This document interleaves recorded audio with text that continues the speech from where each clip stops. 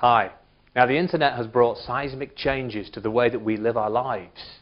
And yet most recruitment business owners are barely scratching the surface of its full power to generate incoming inquiries. As an example, I recently worked with a recruitment company that generates 90% of all its new business through the web. How does that compare to your business?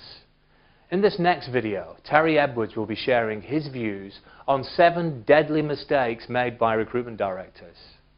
And he'll also share a number of simple web-based lead generation strategies, many of which can be implemented immediately at low cost. So what I want to share with you today is the 7 deadly mistakes made by recruiters that's costing you literally, I mean this, hundreds of thousands of pounds in lost revenue. And I promise you that. Let me just share some facts with you. The facts are 1% of recruitment search firm business owners are real high achievers, are the top achievers. 4% are achievers, 15% are above achievers, 60% are achievers, and 20% are underachievers. That's just the way it is. You can't do anything about those numbers. The very fact you're here would suggest that you're going to be in the top 20, easily. Look, I kind of guess that you've got lots of things to do today. You could have done lots of other things rather than being here. The very fact you're here would indicate that you're in that group here. Because what I'm going to share with you, quite frankly, any recruiter can do, but only a select few will, and that's just the way of the world. I'll share a story with you. You might have heard it before. 2 recruiters go camping, and they're walking through the woods. As they're walking through the woods, they hear this noise, and they turn around, and there's a grizzly bear, and the grizzly bear starts chasing them, and they start running. And the bear's about 100 yards away, 100 meters away. That's showing my age. And one of the recruiters stops, takes his bag off, and puts his training shoes on. And the other recruiter says, "Are you crazy? You're never going to outrun the bear." He says, "I don't have to. I just have to outrun you." See, the point is, you don't have to be the best recruiter to be really successful. All you need to do is outsmart and outmarket your competitors. See, there's this myth that if I'm the best recruiter and have the cheapest prices and the best candidates, that isn't true. That's one of the biggest myths going. Your secret to your success is outmarketing and getting more sales than anybody else.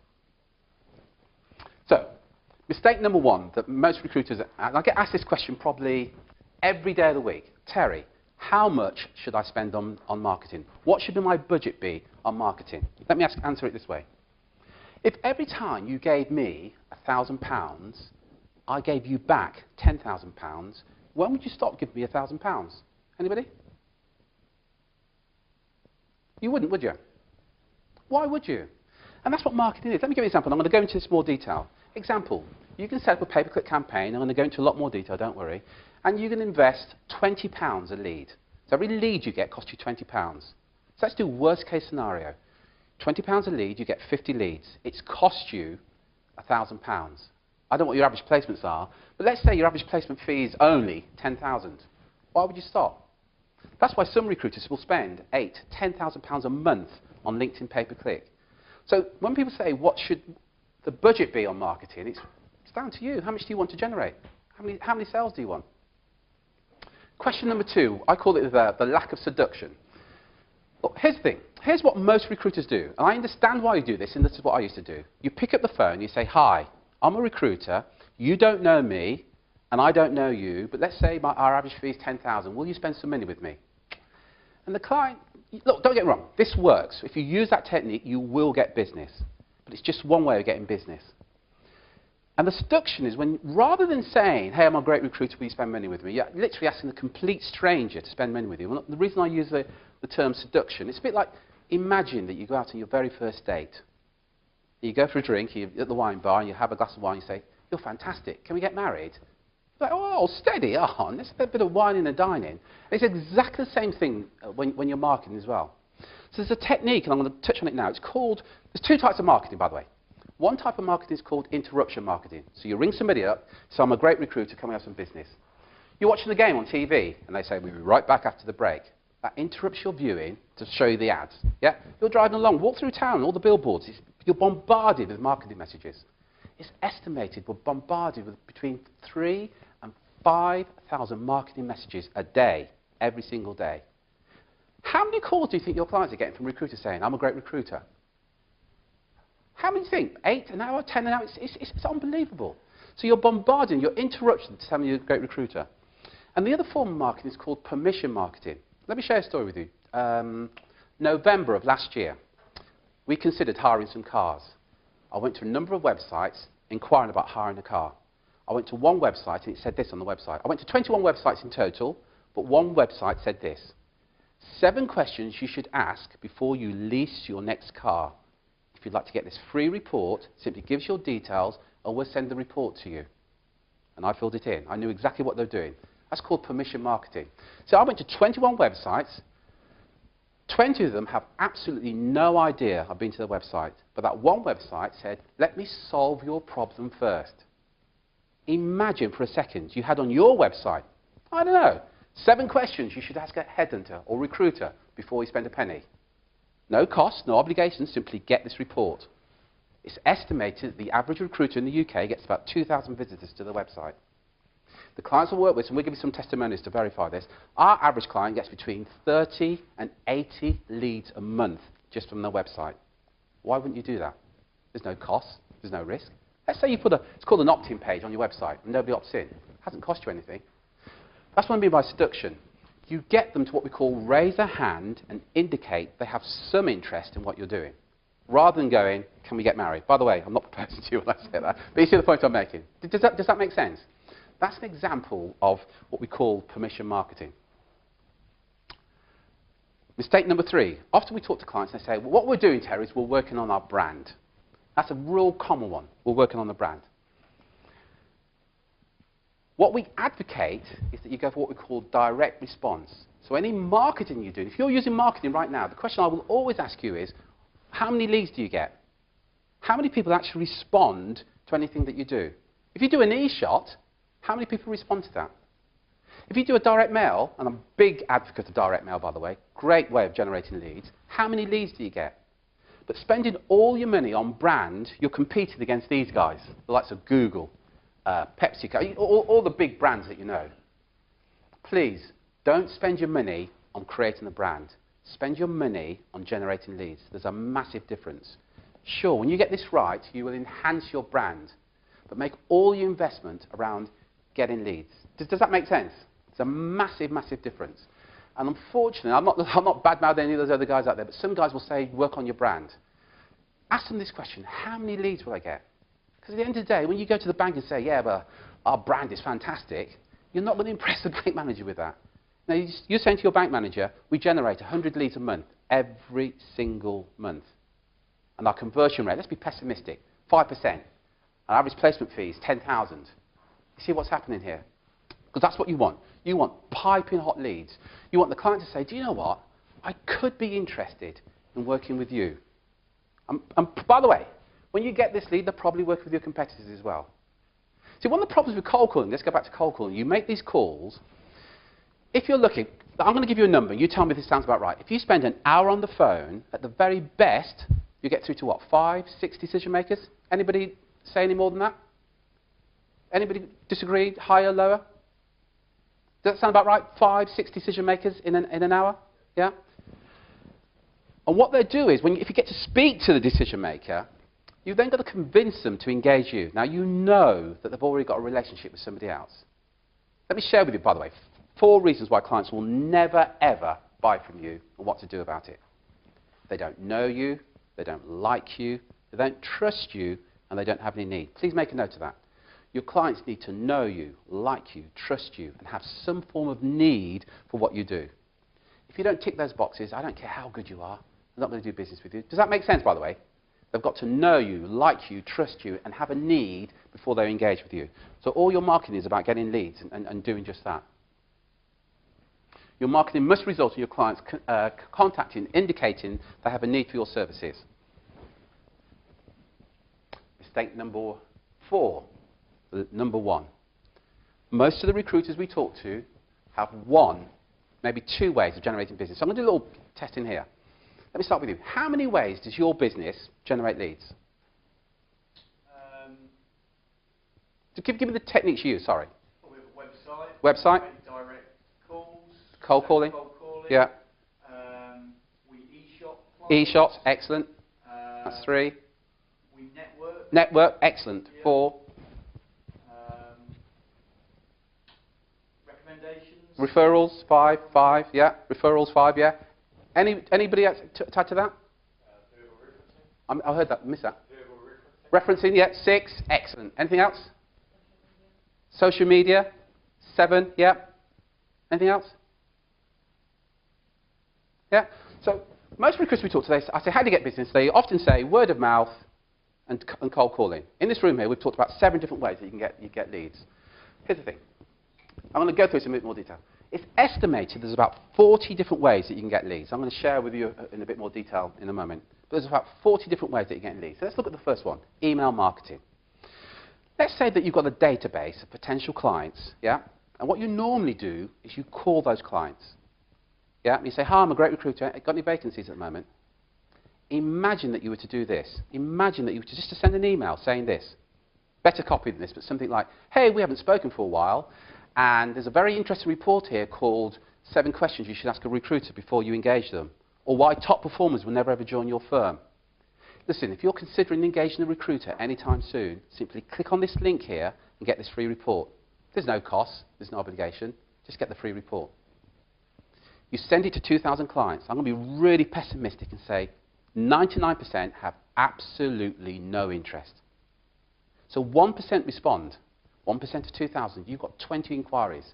Is it fair to say that nobody would request that report unless they were thinking of engaging a recruiter? Does that make sense? Yeah? Does anybody here follow football? Yeah? Who do you support? Forest. Forest. Yeah. So here's the thing. If I wrote to you, so what's your name, please? Michael. If I wrote to you and said, Michael, I've got a free report here, and it's a history of Derby County, would you respond to that? Always for a laugh. Yeah. But no, see the point I'm making. But if I wrote to you and said, hey, Mike, I don't know you, but it's a marketing thing. I've got here the history of Nottingham Forest and how to get cheap tickets or whatever. There's a good chance you're going to respond to that, yeah? Yeah. What that tells me as a marketeer, Mike has some interest in Nottingham Forest, but possibly not in Derby County. Or Leicester City, would they be your rivals as well? Yeah? Does that make sense? They're examples of permission marketing. What you do with permission marketing, you're saying, hey, do you have a problem in this area? If you do, get this report. So you're not saying, hey, we're great recruiters. You're saying, let's see if we can help solve your problem. I'm going to cover a few of these things, and then we're going to, you're okay for us to look at your website, and I'm going to give you an example, and we're going to look at one website, which this is randomly, by the way, and we're going to show you some things you can do on the website, which I'll let you do in a moment, Drew. But I'm just going to go through a few other ways that you can generate leads. LinkedIn groups. I know you did some work on LinkedIn this morning. This is what we're sharing with you is how to generate leads with your clients. You probably know this. I think it's 2.2 million groups on LinkedIn. To join the group is free. As a recruitment business owner, you and your consultant should be joining groups where your clients are right now. Remember, your clients won't buy from you unless they know you, like you, and trust you. When you join a group and enter into the discussion, what are you doing? You're raising your profile. So I'm going to share with you a technique that most of our clients use, and we'd advocate they use it as well. So I'll give you one example. Kate, she recruits IT software salespeople, both here and in America as well. So here's a technique she used. She joined the groups where her hiring managers were members. She entered into some discussions, so she's raised her profile. Just after Christmas, she posted this discussion in the group. Lance Armstrong is a liar and a cheat. Lance Armstrong recently admitted that he lied and cheated his way to the top of the cycling world. And people are mortified. But hey, he admitted it all on Oprah Winfrey. I find that kind of staggering because hiring managers are mortified that somebody could do that. But here's a staggering statistic. 25% of IT software salespeople exaggerate the truth on their CVs. 25%. If you're a hiring manager, you're taking a bit of a risk there. And did you know that 9% of candidates are less than honest in the interview? Hey, look, if you're thinking of hiring an IT software salesperson anytime soon, simply get this free report. It's called The Big Fat Lie, and discover how to uncover those unscrupulous IT software salespeople. Now, she posted that in 50 groups. She got 97 leads in about 5 days. No cost, no risk. See, because nobody would request that report unless they're thinking of engaging a recruiter or recruiting an IT software person. Does that make sense? That's an example of permission marketing. You're not selling, hey, we're a great recruiter. You're saying, if you have a problem in this area, let's show what you can do. That's LinkedIn groups. And by the way, just on LinkedIn groups, let's say on LinkedIn groups, you should have your own group on LinkedIn and invite your clients to join your group and position yourself as the authority in your field. I work with a few clients in the oil and gas who do exceptionally well in doing just that. And the thing is, once you set up your own group, one of the challenges you're going to have is your competitors are going to want to join your group. Don't let them. Just invite your clients to join your group. Set up another group on LinkedIn for your candidates and get them to join your group. And if you're giving them what's called high-value content and education on a regular basis, you'll position yourself as the authority. Does that make sense? Yeah? Again, no cost. No, that's what we call LinkedIn organic. LinkedIn pay-per-click. On LinkedIn, imagine this. Imagine that your local newspaper rang you and said something like this. Hey, would you like to place an advert with us? You go, well, I don't know. And they say, well, here's the deal. Place an advert with us, but you only have to pay if you get any leads. You'd do that, wouldn't you? What have you got to lose? That's exactly how LinkedIn works. When you signed up to LinkedIn, you gave LinkedIn certain information. So you give them obviously your name, your gender, what school or college you went to, what business you're in, how many people you employ, etc., etc. The next time you go on LinkedIn, look on the right-hand side, you'll see some ads. The ads that you see are adverts that are aimed at your profile. What that means is you operate in the oil and gas, and you want to target, typically, what's the job title of the person you want to target within oil and gas, if you don't mind asking? Senior expert, right. So you can specify exactly you want those individuals to see your ads. Let's do worst case scenario. They see your ad and they have absolutely no interest. So what? Hasn't cost you a thing. But if they click on your ad, you'll pay LinkedIn 10, 20 pounds. You're paying 20 pounds for a lead. Why wouldn't you? That's LinkedIn. That's why they call it, well, they were calling it, I'm going to come to something else in a minute, but they were calling that LinkedIn pay-per-click, the gold rush for recruiters. Google pay-per-click, exactly the same.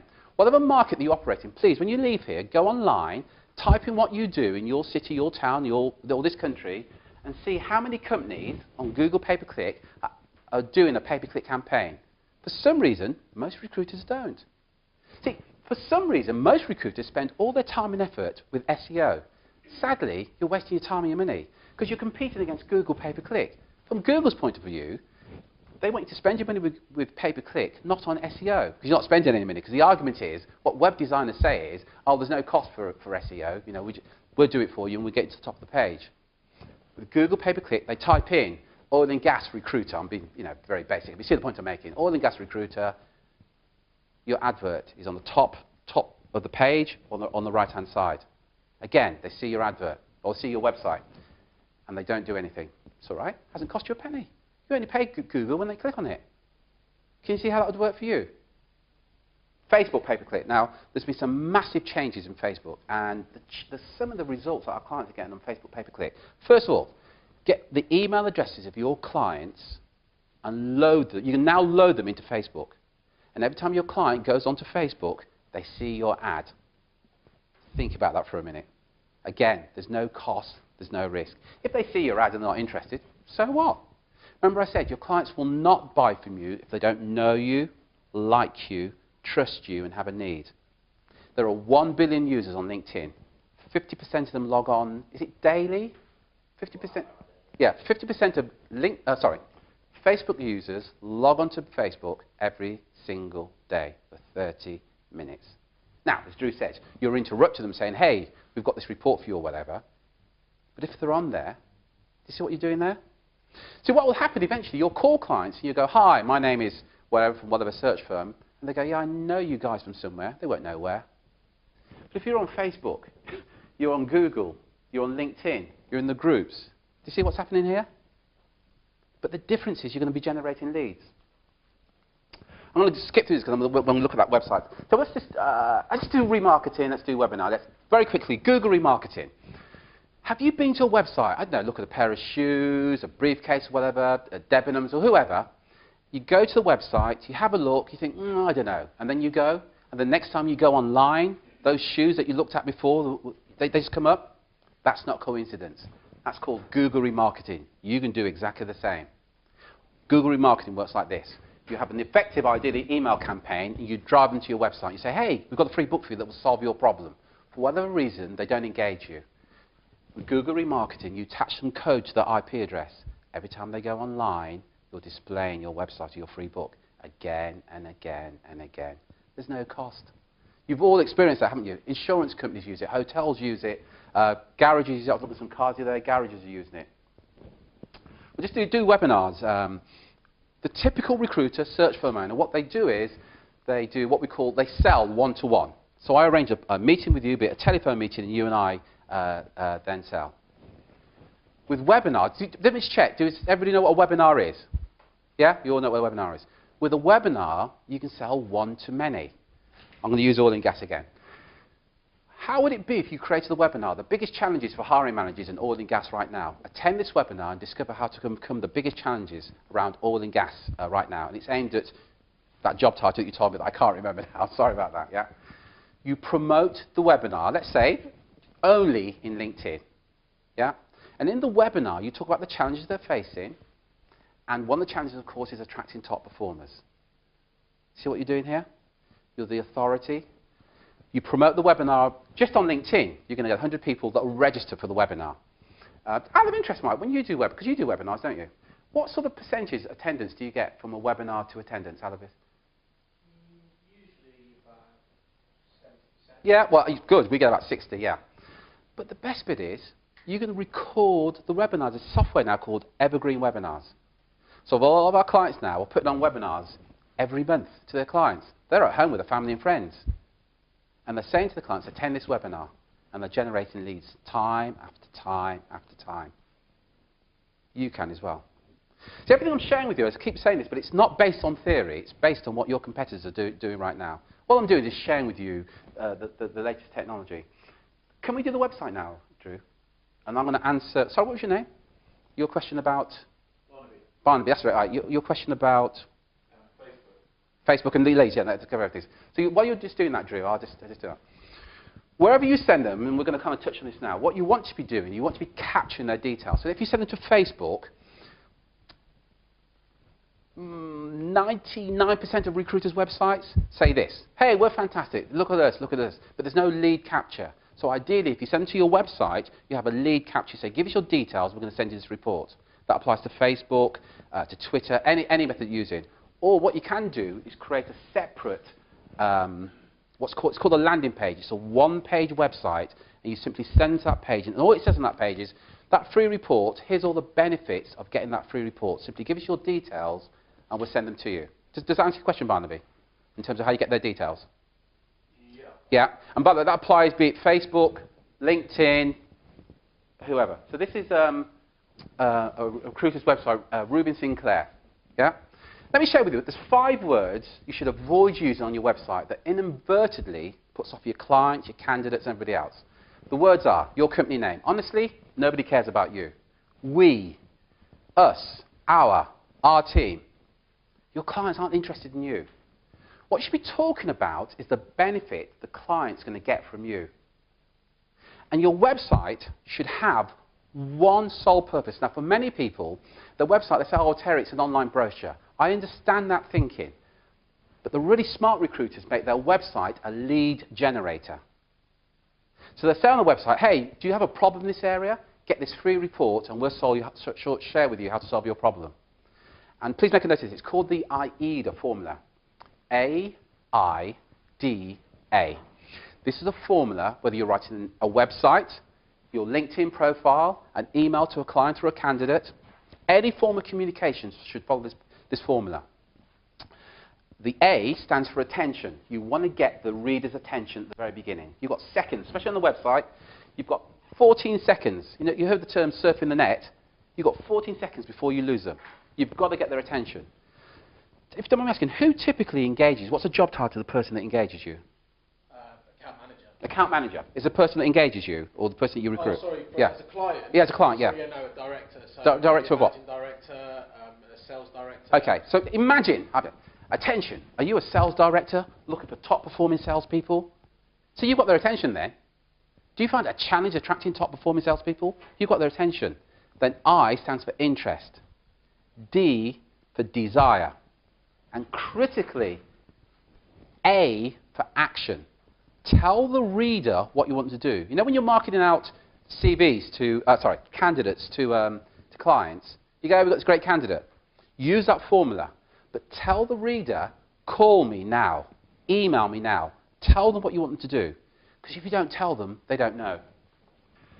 Often, this one hasn't, well done by the way, many websites, not just recruiters, other things, they will have the web designer's link on their website. How does that serve you driving your visitors from your website back to the web designer? Does that serve you in any way whatsoever? It doesn't. It serves the web designer, I can get that. But what you'll do when you do that, you're driving them away. Having your LinkedIn link on the home page, you've got 14 seconds to capture their attention and say, just give us your details and let's start a relationship. And I'll explain to you in a moment how you would then nurture that relationship. Does that make sense so far? So you create a website that's a lead generator. Can we show them arrogances? This is one of our clients. They won't mind. This company generates 10 to 20 leads a week from this website. Can you get to play? What he's doing there, by the language he's using, he's getting rapport with the reader, with the listener. We have problems in this area. And he's talking about the problems that he has there.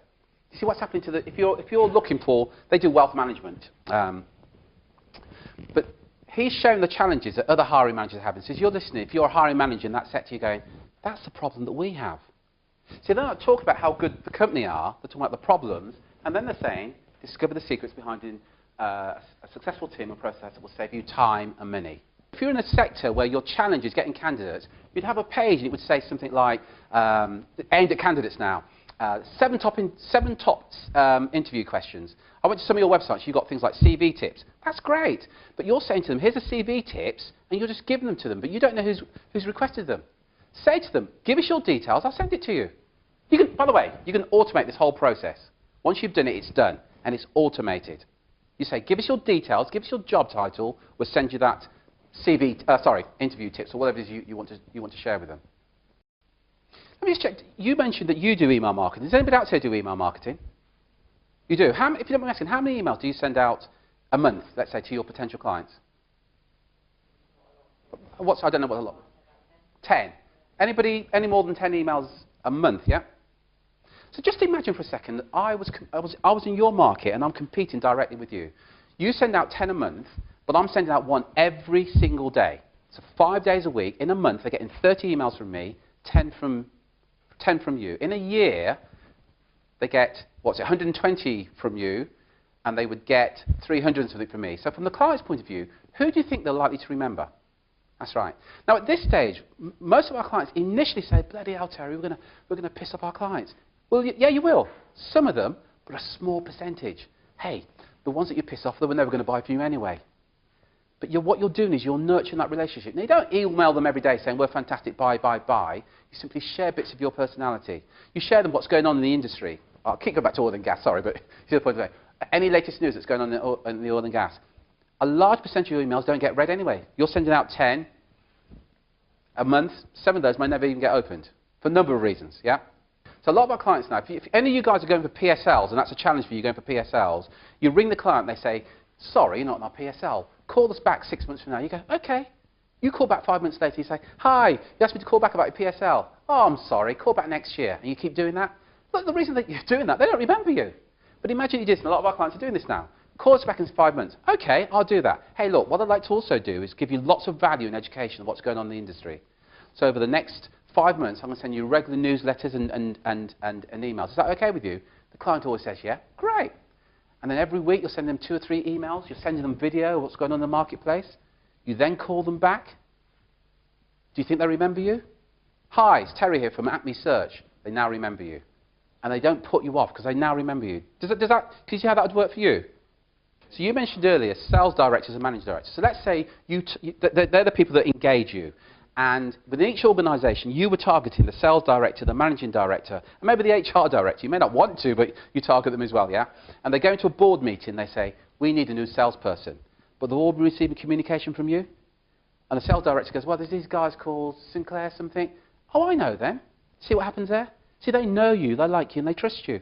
At the very least, they're going to start a conversation with you. What you can also do, imagine that you're at home with your family and friends. You look down on your smartphone, and you've got clients booking appointments into your calendar to discuss your recruitment needs. I promise you, that's what's happening right now. So because when you nurture the relationship, You can then send them a link, and we're going to bring it up. Here it is, time trade. I'm going to step back a minute. This is some software. It's about $150. By the way, great for candidates as well. You're talking to a candidate. Oh, sorry, you're chasing a candidate at the moment. Stop doing that. Email them and say, hey, there's a great opportunity here that I'd like to share with you. Simply click on this link here and book a telephone meeting. It's a telephone meeting. A percentage won't show. You're not going to lose any sleep over it. But you also get your clients to book in. Because you've nurtured the relationship. You then say, hey, book an appointment, and we'll share with you. Here's one of the great lines that a lot of our clients use. We'll share with you the 5 things that you must do before you engage a recruiter. Now that sounds almost, a lot of stuff we're saying sounds counterintuitive. But you're saying to clients, give us a ring, and we're going to share with you the 5 things that you must do before you engage a recruiter that could save you thousands. By the way, what you do is, you share with them what they should do. Look internally. Post a job on your website, and all the things they should do. Most of them won't, by the way. But you've got the relationship with them. You've given them more value. Not selling them saying, we're a great recruiter, use this, use this. You're saying, let's help solve your problem. Time trade is, well, you get a 30-day free trial, and then it's about $150 a year. A number of our clients will only talk to clients who have booked into their calendar. Their attitude is, if you don't book into our calendar, you're clearly not interested, so we won't talk to you. Now, again, I appreciate that sounds counterintuitive. But once you get this in place, I can literally guarantee you can have clients booking into your calendar if you get this right. Why would you cold call somebody who's not interested when you can have clients booking into your calendar? So we just really quickly just showed you some methods. So LinkedIn pay-per-click, email marketing, your website. When we spoke it earlier, you were using 6 methods for generating leads. If you're using 6, maybe 2 for generating leads, but your competitors are using, say, 20, who do you think is getting the most leads? What would it mean to your business? Imagine for a second that every month you knew that you could generate 200 inquiries a month, every single month, month after month. What would that mean to your business? We kind of touched on this now. We come into the follow-up. Just because they request your report or your e-book or your white paper, whatever you want to call it, that's just the start of the relationship. It's imperative that you follow up. 48% of recruiters never ever follow up when they make the first call. 25% make the second contact and stop. Look at these numbers here. 80% of sales are made in the 5th to 12th contact.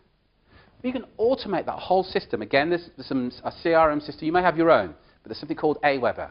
Listen, it's $30 a month, £19 a month, and you can automatically follow up with emails. Once you've got it set, you're good to go. And you're just nurturing the relationship, and you send them videos, and you send them emails. You know, when you watch television, have you ever wondered, why do these companies keep showing me the same ads time and time again? It costs them millions in some cases to show you an advert on TV. And if they could, they would show it to you just the once, and that would be it. And it would save them a fortune. But they realise they have to keep what's called touching your marketing and be at the forefront of your mind time and time again. Otherwise, you'll just forget. Same with you guys. I said, so CRM systems, so simple, easy follow-up systems such as it's called aweber.com. We've got no affiliate with them, but there's loads of others. Go and do a Google search. There are loads of CRM systems. We use Infusionsoft. I know, Mike, you use Infusionsoft as well, don't you? Yeah. But there's loads of them out there. Mistake number 6, not tracking your numbers. So whatever form of marketing you're doing, whether it's pay-per-click, whether it's LinkedIn or whatever, you've got to look at your return on investment. If you can't measure it, you can't manage it. If you've got consultants right now that are cold calling every single day and they're not covering their salary 3 times over, that's costing you money. You've got to measure every single aspect. So what we always say is don't take our word for it. Go and test all this. You can set these things up in seconds and just test and measure, and you'll get better and better and better. And we're testing all the time. We do LinkedIn campaigns. We show photographs of Angelina Jolie. You may have seen some of them, actually. Death of Recruitment. You might have seen some of them. Angelina Jolie, Christian Bale, myself. And you're just testing the images and which one works best time and time again. You get results in hours. You set up a LinkedIn campaign, you'll get the results in hours. Oh, that ad's outperforming that one. What do? You keep running with the best performing ad. Why wouldn't you do that? There's no risk. This is what they always make me smile. I talk to people and they go, yeah, but I'm too busy. I'm too busy to generate leads. I'm too busy to be successful. Really? For many recruiters, they're too busy cold calling, managing underperforming consultants, working with clients that don't really want to work with you. Now, that almost sounds, again, strange. Well, no, I don't. So many clients we work with, Yeah, actually, Terry, honestly, we are working with clients that we don't really want to work with. But we're working with them because that's the best we can do right now. We're working at rates of 10% because we think that's the best we can do. Again, imagine that you're generating 200-300 leads a month every single month. And the client says, yeah, I'll work with you, but you've got to do it at 10%. You're going to think, why would I do that? You don't have to. If you're generating as many leads as you want, you've now got a business that's scalable. You've got an income that's predictable. 100% contingency, I've got to be in a bonnet about this one. This is a fact. 20% of your clients right now will pay for a premium. That's a fact. The Apple iPhone is 5,000% more expensive than the cheapest smartphone. That's a fact. We don't buy on price alone. Recruiters seem to think that's not true. Apple have 18% of the smartphone market, but their phone is the most expensive. The point I'm making, 20% of your clients, if you ask them for a retainer, will pay it. We say to clients, do you work on retainer? Or no, our clients won't pay it. Do you ask? Well, no, we don't ask because we know that we're not going to get. That's not true. Simply ask the question 20%. And if you ask it in the right way and make it beneficial to the client to pay a retainer, you'll get more retainers. And by the way, get a small retainer. If your placement fee, let's say 10,000, and you only get a £900 retainer, at least you've got the commitment of the client. You know, situations where you're calling clients to get feedback on the interview. It's their problem. They've paid you a retainer. You won't get that. You get the clients that are committed to the process. And let your competitors work at the 10% and the contingency only. It's a fact. I've never heard of a recruitment or search business fail because they had too much business or too much money. Ever. Ever, ever, ever. Often we talk to recruiters and they say, I'm swamped with business. They're swamped with job orders with no commitment from the client. There's a vast difference there. So they're kind of what we call busy fools. But the more retainers you've got, then you've completely eliminated that problem. When you discover, as I said earlier, how to generate as many leads as you want when you want, you then have a business that's scalable and your income is predictable. One of the biggest challenges for recruiters is famine and feast. We've all been there, I've been there. You know, one month you've got a bump a month, and next month, We've all been there. Avoid it. Systemize all your marketing so you've got leads coming in time and time again. Imagine you've got Facebook and LinkedIn, an email campaign going, your website. So every month you just know you've got leads coming in. You completely eliminate this famine and feast that we've all been through. So, they're the 7 deadly mistakes made by recruiters that cost you hundreds in lost revenue. Having a marketing budget, lack of seduction, not doing direct response marketing, only using a few ways to generate leads, no follow-up, not tracking your return on investment, and being too busy to grow your business.